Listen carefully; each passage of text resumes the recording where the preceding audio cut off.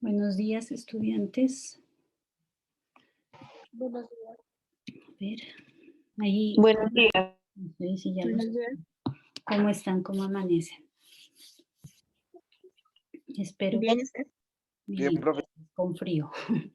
Con frío, por eso estoy enchaquetada.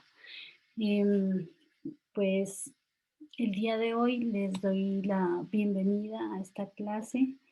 Em, Espero que estén muy bien, que hayan descansado el fin de semana y tengan mucha disponibilidad y disposición para poder asumir los retos de esta semana que iniciamos el día de ayer, pero pues con ustedes iniciamos el día de hoy.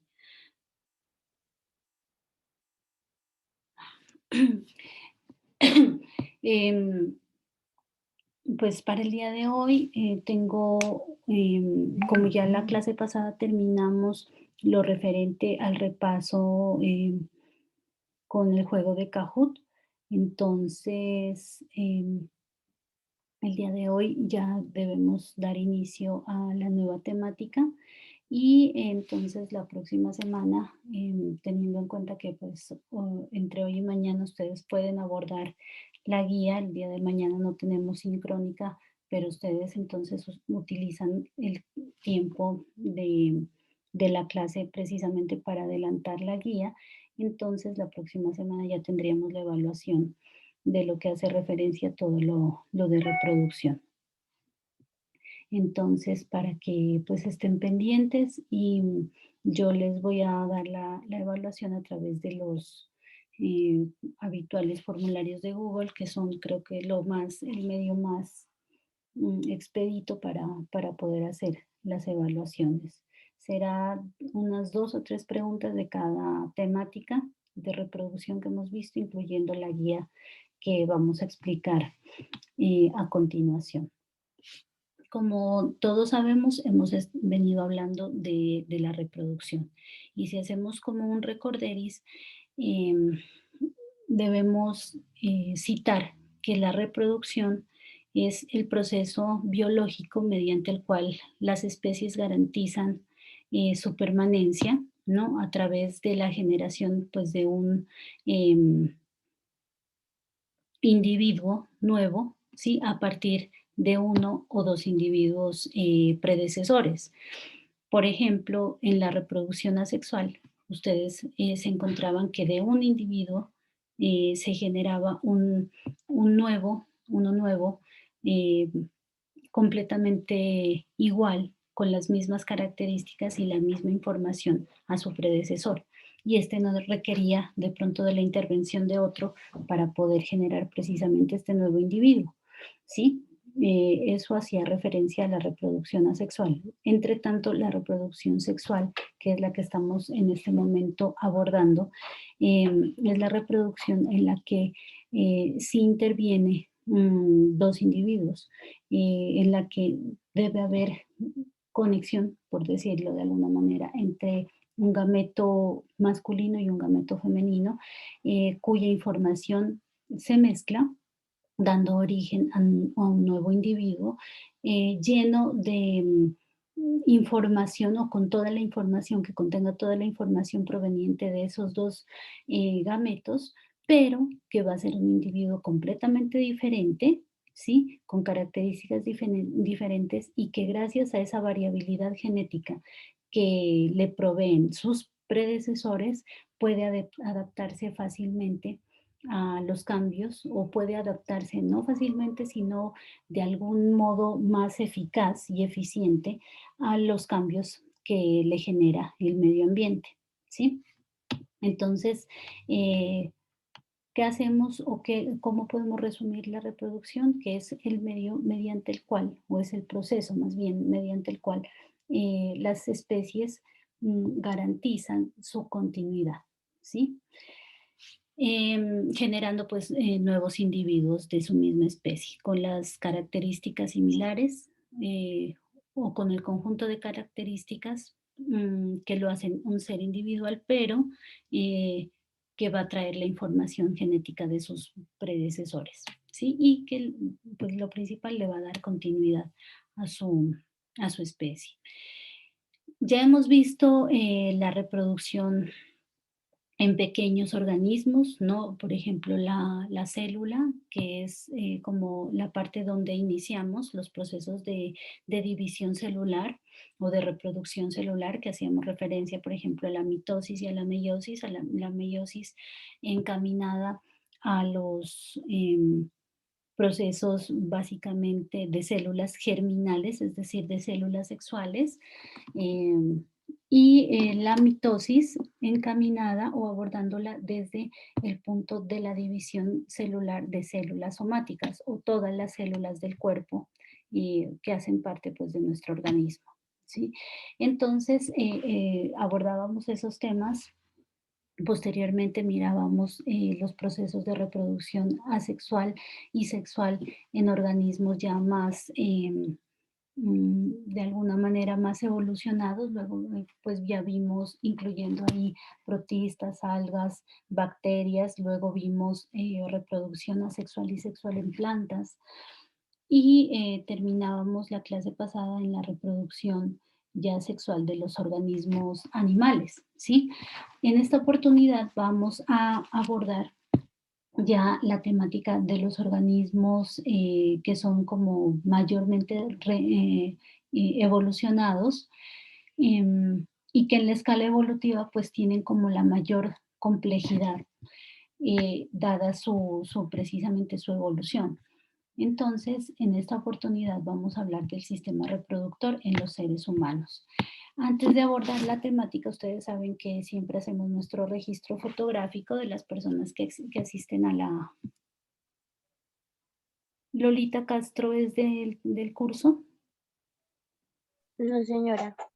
¿cierto que no? No sé, ahí me están mandando, pero no. Sinceramente no conozco y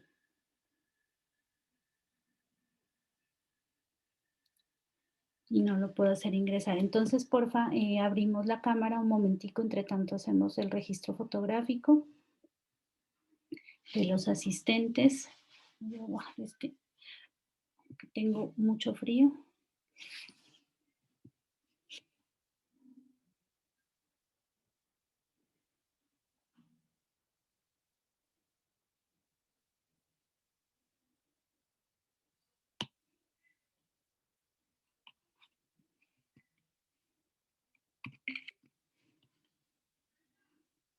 ¿Qué sería de los demás? No abren la cámara, porfa, abramos la cámara para tomarnos el registro fotográfico, hijos.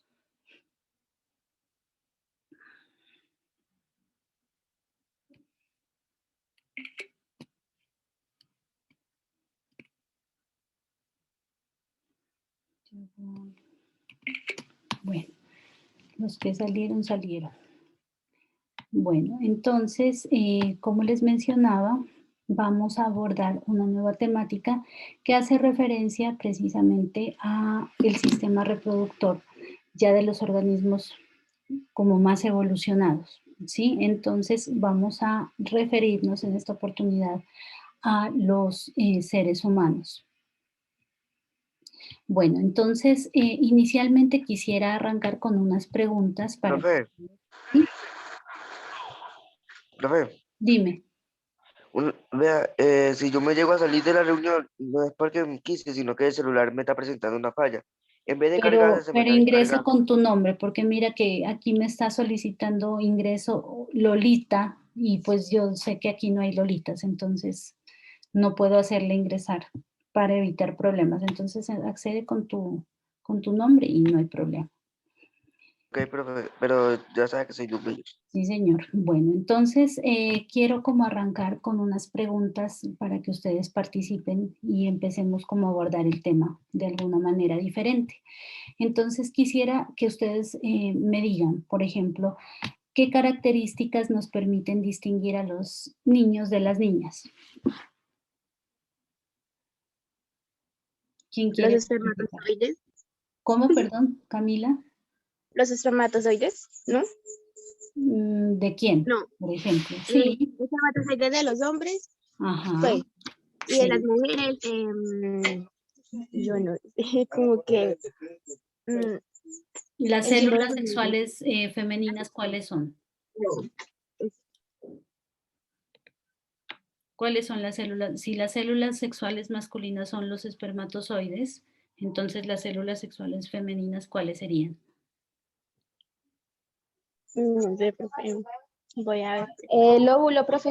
Exacto, los óvulos, muy bien. ¿Qué otra cosa nos caracteriza a las niñas de los niños? Nos diferencia entonces.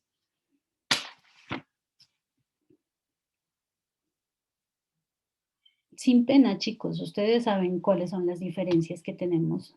Profe, pues, ¿no será el periodo? Yo siento que es eso, no sé. Sí, muy bien, el periodo.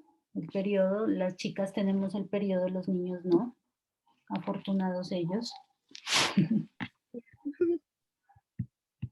También el embarazo, porque los hombres no pueden estar embarazados. Exacto, muy bien. ¿Quién más nos quiere? ¿Quién No, pero la diferencia es que los hombres no tienen y las mujeres sí, no tienen qué? óvulos. Ah, sí, muy bien. Ujú. Sí, ¿qué otra característica? Es que hay varias que nos distinguen. El sistema reproductivo. Sistema reproductor es muy diferente, lógicamente, es muy diferente el sistema reproductor Y que las de las mujeres, mujeres profe, al las de los hombres. Las mujeres mujeres tienen, tienen las matriz y mujeres los tienen hombres para no. tener embarazo y los hombres no. Y, Ajá. ¿cómo se llama? Y las mujeres son más inteligentes que los hombres y se desarrollan más que los hombres. Los hombres, las mujeres sí nos desarrollamos un poquito antes que los hombres, muy bien. La matriz de las mujeres, ¿no? Sí, señora. Todas esas características que están señalando precisamente son propias o, o son las que diferencian de alguna manera a los niños de las niñas, a los hombres de las mujeres, ¿no? Por ejemplo, ya cuando una persona va siendo adulta, ¿sí? Va creciendo, porque estamos hablando de las niñas y de los niños, pero ya cuando crecemos, ¿qué nos puede diferenciar, por ejemplo, de los hombres a las mujeres o a las mujeres de los hombres? ¿Qué nos diferencia? A mí se me ocurre, por ejemplo, la barba en los hombres. ¿A ustedes qué se les ocurre? Profe, los senos de la mujer Exacto, muy bien, ajá. ¿Qué otra cosa? mm, se forman más. ¿Qué cosa? Se forman, pues no sé qué se forma más. Por ejemplo, no sé, ya no. Pero parece que vino a clase solo Camila y Dugleyer. ¿Quién más quiere participar? Pues todos creo que tenemos eh, alguna manera de identificar nuestros cambios, ¿cierto? Profe, el vello, o El vello. sea, Ujú. el crecimiento del vello facial. Por ejemplo, a las Exacto. mujeres se le ve un poquito, pero no mucho. Y Ujú. a ellas le crecen en una parte diferente que a nosotros. ¿Entiendes? O Mm, sea, nos crecen igual, pero a ellas no le crecen la cara y a nosotros sí, a los hombres. por las hormonas, ¿cierto? También. ¿Por qué? Porque nosotros no generamos hormonas, las hormonas, por ejemplo, que em, pueden ayudar a ese crecimiento del vello facial, ¿sí? Nosotros generamos un tipo de hormonas muy diferentes a las de los hombres. Entonces, obviamente el desarrollo de una niña o de una mujer, de una niña en la transición a mujer, pues va a ser diferente. El ensanchamiento de las caderas, el crecimiento del busto, pues la formación del cuerpo como tal. En cambio, ustedes los hombres, ¿qué pasa? Pues obviamente van a tener un crecimiento corporal, pero a ustedes generalmente no les va a crecer el busto, por ejemplo, ¿cierto? No les va a crecer o se les va a ensanchar las caderas, para nada, ¿cierto? A las mujeres sí, o sea, esos son como cambios evidentes que podemos notar ya en la transición, como les digo, de niño a la pubertad y de la pubertad al ser adultos, ¿no? ¿Por qué nosotros abordamos estos cambios? Porque estos cambios son evidentes ya cuando nosotros empezamos una madurez, ¿sí? O un crecimiento. Y esta madurez no es únicamente externa, que son los cambios que se ven a simple vista, ¿sí? Que te vuelves más alto, que te sale más bello, que de pronto a las niñas ya se nos desarrolla el busto, etcétera. Los cambios también son internos, ¿sí? A nivel de todos nuestros sistemas, pero también empieza el desarrollo precisamente del sistema que vamos a abordar el día de hoy, que es el sistema reproductivo. Ustedes saben que aunque nuestra forma de reproducirnos es muy similar a la de todos los mamíferos, ¿sí? Los seres humanos presentamos algunas diferencias en cuanto a la morfología que tiene nuestro sistema reproductivo. Adicionalmente, también hay diferencias fisiológicas, ¿no? Y el comportamiento, pues es muy diferente, ¿no? Porque nosotros no abordamos este tipo de, o el proceso de reproducción de manera instintiva como lo hacen los animales. Aquí también juega un papel fundamental, por ejemplo, la parte comportamental, los sentimientos, ¿sí? Entonces hacen que esta función del cuerpo sea un poquito más compleja en comparación a los seres, a otros seres que pues también llevan a cabo la función de reproducción, ¿no? Para mantener su especie. Entonces, esa función que es tan compleja, que es un poco más compleja o llevarla a cabo que los otros seres vivos, requiere de la agrupación de una serie de órganos, ¿sí? Que son especializados precisamente en esta función, en la función reproductiva, y hacen parte ¿de qué? De un sistema reproductor, ¿sí? Entonces, ¿qué vemos aquí? Que, por ejemplo, vemos que los bebés se desarrollan en el útero de la mamá, ¿cierto?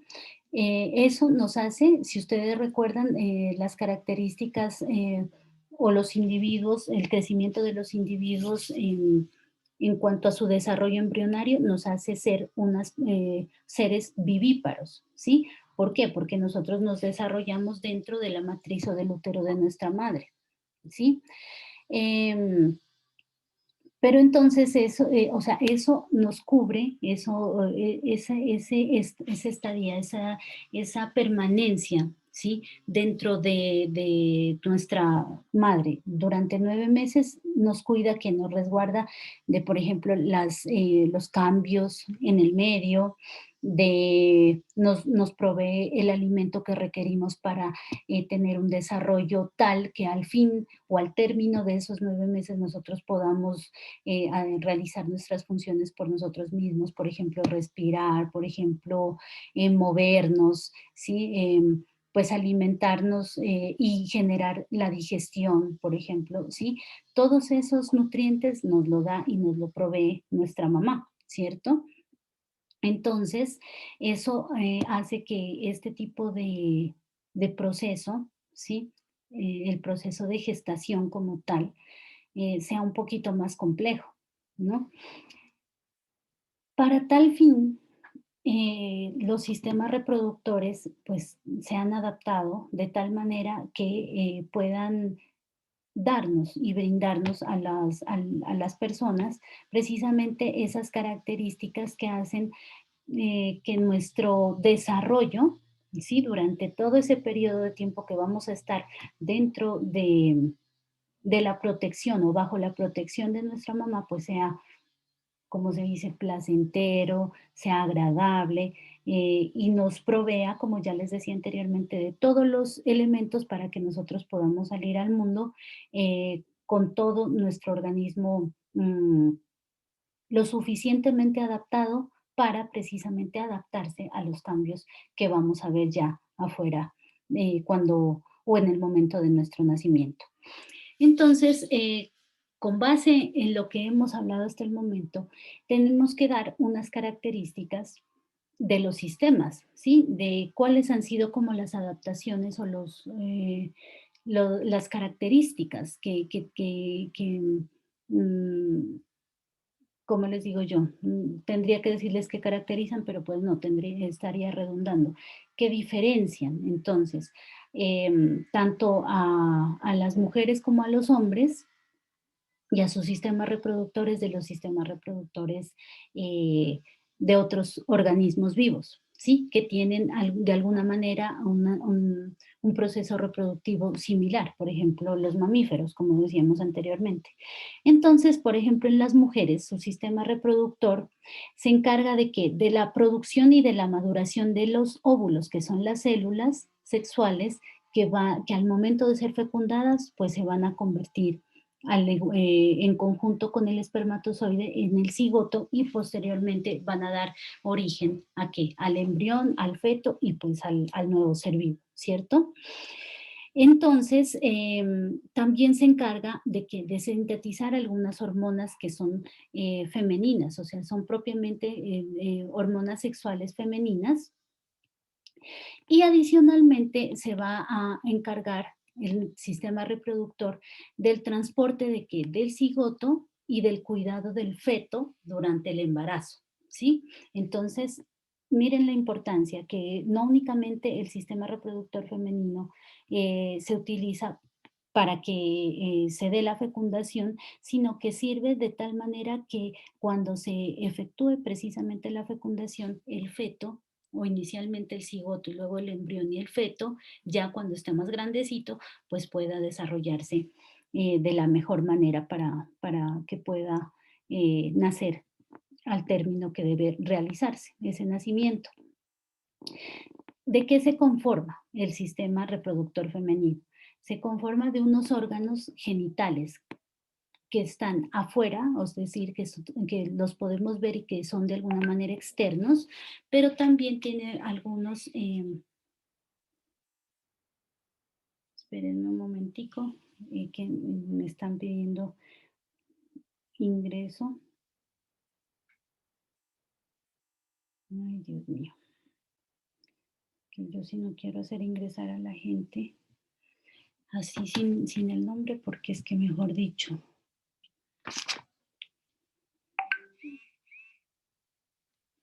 Bueno, entonces parece ser que este chico sí está con otro nombre. Albornoz Orozco. Ah, no, mentira. ¿Quién será Lolita Castro? Ujú. Bueno, entonces les decía que está conformada por unos órganos genitales que son externos, pero también se conforma de unos órganos genitales que son internos. Dentro de los externos nosotros podemos ver, por ejemplo, o el conjunto de estos órganos se denomina vulva, ¿sí? ¿Y cuál es la función de estos órganos externos? Pues proteger precisamente a los que quedan internos, ¿sí? ¿Por qué? ¿Por qué los protege? Porque son muy susceptibles a algunas infecciones y a algunas enfermedades derivadas precisamente que es del contacto sexual, ¿sí? De igual manera, los genitales o los elementos genitales o los órganos genitales que quedan de manera interna, ¿no? Se encuentran, pues como su nombre lo indica, al interior de la cavidad genital, de la cavidad pélvica de la mujer, ¿sí? Entonces, entre ellos podemos encontrar que, pues, en los ovarios, obviamente, las trompas de falopio, el útero o la matriz de la cual hablábamos previamente y la vagina, ¿sí? Dentro del proceso de producción de espermatozoides y de óvulos se dan unas etapas que se llaman la ovogénesis y la espermatogénesis. Entonces, para que lo tengamos un poquito más claro, este proceso, yo les traje un video cortico de lo que es precisamente este proceso. Entonces vamos a ver, les voy a compartir la pantalla antes de que finalice nuestra primera sesión. terminamos con el video y esperamos unos 5 minuticos para volvernos a ingresar. Yo les digo a qué horas ingresamos. Ahí miran la pantalla, hijos. Sí, profe. Bueno, Sí, profe. entonces voy a cerrar mi cámara Sí, para no interferir en el video. Y ahí va. Génesis. Puede definirse como el proceso de desarrollo y maduración de las células sexuales masculinas y femeninas, también conocidas como gametos, y presenta diferencias sustanciales entre ambos sexos. En el macho, la gametogénesis da lugar a la formación de células espermáticas altamente especializadas, conocidas como espermatozoides, y este proceso recibe el nombre de espermatogénesis. Esta comienza en la pubertad, se prolonga durante toda la vida y comprende los fenómenos que hacen posible la transformación de espermatogonias en espermatozoides. La producción de espermatozoides tiene lugar en los testículos, concretamente en las paredes de los túbulos seminíferos. En las zonas periféricas de estos túbulos existen espermatogonias de tipo A, que mediante mitosis se multiplican para formar una reserva continua de células madres y espermatogonias de tipo B, las cuales dan origen a nuevas células especializadas diploides, los espermatocitos primarios. Estos entran en una profase prolongada seguida de una rápida finalización de la meiosis I, formando dos espermatocitos secundarios. Cada espermatocito secundario pasa por la segunda división meiótica y se producen 4 espermátidas, siendo estas células haploides. Estas células sufren una serie de cambios conocidos como espermiogénesis que permiten su transformación en espermatozoides, los cuales, una vez que están completamente formados, se sitúan en la luz de los túbulos seminíferos, desde donde son empujados hacia el epidídimo con el fin de completar su movilidad. La formación de gametos en la hembra se denomina ovogénesis y forma los ovocitos. Esta tiene lugar en el ovario, concretamente en los folículos. A diferencia del macho, las ovogonias, que son células diploides, se dividen activamente por mitosis en el ovario fetal antes del nacimiento, pero algunas de ellas se diferencian en ovocitos primarios de mayor tamaño. Apenas se forman, los ovocitos primarios replican su ADN y entran en prófase de la primera división de meiosis. Sin embargo, durante los últimos meses de gestación se produce la muerte celular de un gran número de ovogonias y ovocitos primarios. Si bien todos los ovocitos primarios que sobreviven han entrado ya en la primera división meiótica, no terminará hasta que la hembra alcance la diferenciación sexual durante su vida postnatal. Asimismo, los ovocitos primarios quedan rodeados por una capa de células foliculares planas, constituyendo los folículos primordiales, y solo reactivan su desarrollo después de la pubertad, con la llegada de los ciclos ováricos.